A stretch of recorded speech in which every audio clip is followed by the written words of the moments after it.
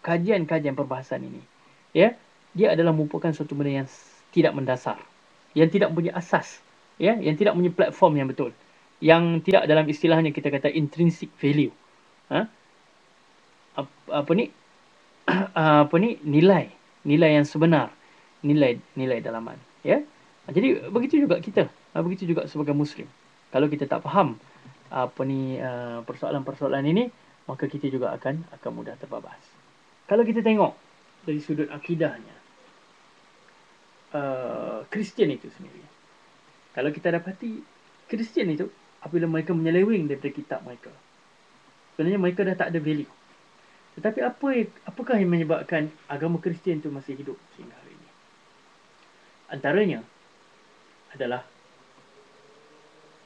bagaimana mubalik Kristian ini, mereka impose satu perasaan, emosi, rasa kasih sayang yang mendalam terhadap Jesus. Ya.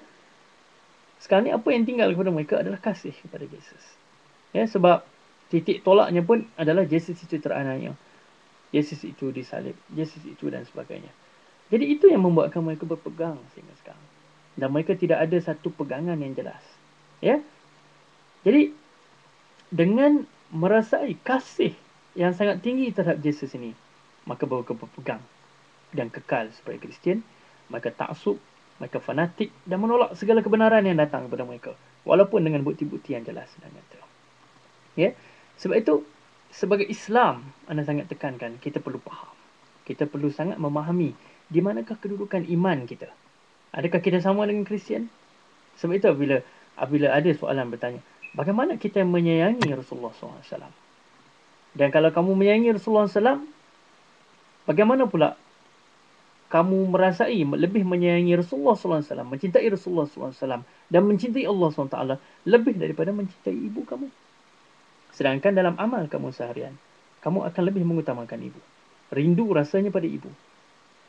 Bagaimana kalau saya utarakan persoalan ini? Ya. Jadi sebenarnya kasih sayang kita kepada ibu adalah kasih sayang dengan emosinya. Tetapi kasih sayang kita kepada Allah dan Rasul adalah kasih pada akidahnya, kasih pada pegangannya. Ya.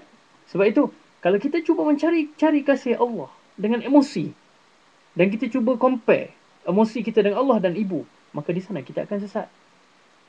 Di sana kita akan sesat. Sebab apa? Sebab akhirnya kita akan mengasihi mungkin syekh kita dan ustaz kita dengan emosi, dan juga mengasihi Rasulullah dengan emosi. Sebab itu lahirnya golongan-golongan tarekat, lahirnya golongan-golongan sufi yang melampau apabila mereka terlalu cuba mengasihi Rasulullah SAW dengan emosi, yang akhirnya menyebabkan mereka sentiasa ada di tempat yang mengadakan maulid Nabi setiap minggu.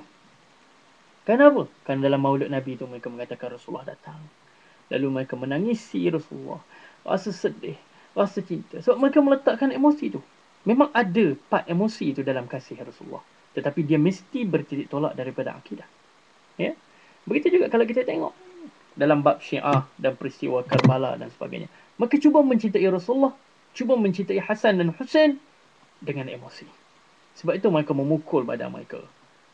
Mereka berdarah-darah. Kenapa? Kerana mereka meletakkan emosi dalam cinta itu. Ya? Sebab di sana kita perlu membezakan di antara cinta kita dengan ibu, cinta kita dengan ayah. Sebab apa? Sebab di sana kita akan mengelirukan ramai orang dan mengelirukan diri kita. Kita tidak akan lepas. Persoalan tu tak jelas. Kita kata tadi kan, manusia ada banyak persoalan tentang ketuhanan, tentang kejadian alam, tentang sebagainya. Dan persoalan itu memerlukan jawapan yang jelas dan tegas. Jadi ramai di antara kita, ramai di antara manusia ni, dia tidak mempunyai jawapan yang jelas. Ya? Dari segi konsepnya itu, dia tak jelas. Jadi dia campur aduk. Sebab apa saya cakap ini? Sebab dia akan melahirkan akhlak. Ya? Dan akhlak itu akan menjadi reputasi ataupun karakter kita, yang mana semua manusia melihat. Sebab itu Rasulullah kata innama bu'istu liutammima makarimal akhlak, menyempurnakan keutamaan akhlak. Jelas, clear. Ya. Jadi you tak boleh lagi macam terperangkap Ya, terperangkap. Ya. Sebab itu, apabila Rasulullah SAW bertanya Umar, siapakah yang engkau cinta selepas Allah? Maksudnya dicinta Allah kenapa? Kerana akidahnya. Kerana akidahnya dicinta Allah SWT. Jadi selepas tu, siapa yang engkau cinta? Dia meletakkan emosinya nombor kedua, iaitu dia mencintai dirinya. Tapi Rasulullah kata, tak. Iman engkau, sesungguhnya iman engkau tidak sempurna selagi mana engkau belum mencintai aku. Maksudnya, akidah engkau belum sempurna selagi mana engkau belum mencintai aku. Maksudnya, engkau perlu mencintai aku dari sudut akidahnya. Engkau perlu mencintai aku dari sudut melengkapkan akidahmu. Ya? Jadi sebab itu, jelas jawapannya. Tidak lagi terkeliru. Ya? Anda dulu ada kawan-kawan suka main-main. Cinta Allah, cinta Rasul. Ya? Bagaimana dengan cinta ibu? Ya? Engkau kata cinta lebih daripada ibu, tapi kenapa engkau kembali pulang kepada ibu, tak pulang kepada Allah sebagainya? Itu adalah main-main, permainan kata yang tidak jelas. Jadi kita kena jelas. Jadi itu juga apa yang terjadi kepada Kristian. Sehingga mereka menolak kebenaran. Mereka kekal di dalam kebatilan. Ya? Mereka sanggup berusaha siang dan malam dan mengorbankan harta, masa dan tenaga mereka untuk memastikan agama Kristian itu tetap. Kenapa? Kerana emosinya mereka dengan cinta kepada Yesus. Jadi kita tidak begitu. Ya? Cinta kita kepada Rasulullah jelas, precise. Ada dalil dan buktinya. Kat mana, apa benda yang kita perlu buktikan sebagai cinta kita. Sebab itu, dalam kita mencintai Rasulullah, tidak perlu kita melakukan perkara bid'ah. Contohnya ada persoalan di sana. Bila menyambut Maulud Nabi, perlu melakukan perarakan. Ya? Buat sepanduk cinta Rasulullah. Berzikir beramai-ramai. Cinta kepada Rasulullah. Nak menunjukkan, menzahirkan kecintaan Rasulullah. Sedangkan sahabat sendiri tak buat macam tu. Jadi ini jelas. Sebab sahabat sendiri jelas. Sebab bukti cinta kepada kita kepada Rasulullah adalah dengan menjalankan sunnahnya. Menyebarkan sunnahnya. Menyebarkan Islam ini. Menyampaikan dakwah ini. Ya, seperti mana yang dihuraikan oleh Dr. Yusuf Qaradawi dalam bukunya Islam kalau tak silap saya, Islam dakwah yang syumul. Islam dakwah yang syumul.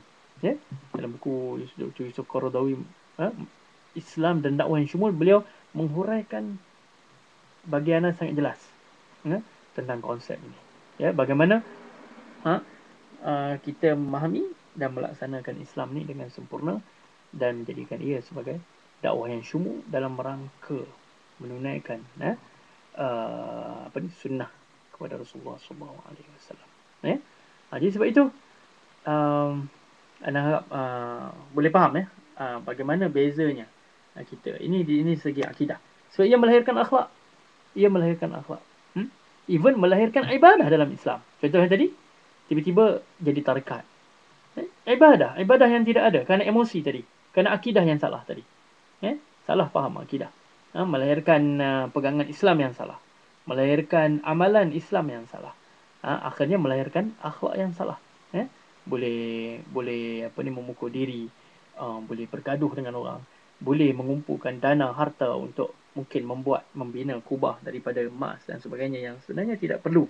Yang sebenarnya ada prioriti lain untuk dikumpulkan dana, sama ada kepada orang miskin dan sebagainya. Baik. Di situ anda harap jelas. Seterusnya, apa yang dikatakan dengan akidah? Akidah dalam Islam ni, iaitu anda dah sebut tadi dia berpusat, dia centralized kepada Allah SWT, dan dia tidak berpecah, dia tidak terpecah-pecah. Kalau dalam kafir kita tengok memang terpecah-pecah. Kita panggil dualism, secularism dan sebagainya. Dia dah terpecah. Jadi dalam bab agama lain, dalam bab kehidupan lain. Tapi dalam Islam juga boleh jadi pemecahan tadi. Contohnya kita mengatakan bahawasanya dalam Islam ni mempunyai konsep yang syumul, tapi kita tidak meletakkan tawakalnya ataupun keberkandungannya kepada Allah SWT. Juga kita memecahkan konsep akhlak dengan akidah, ataupun ibadah dengan akidah, ataupun syariat dengan akidah. Kita hanya memahami dari sudut logiknya saja, tetapi tidak memahami dari sudut maknawiyahnya. Contohnya, kita faham dalam Islam dia ada konsep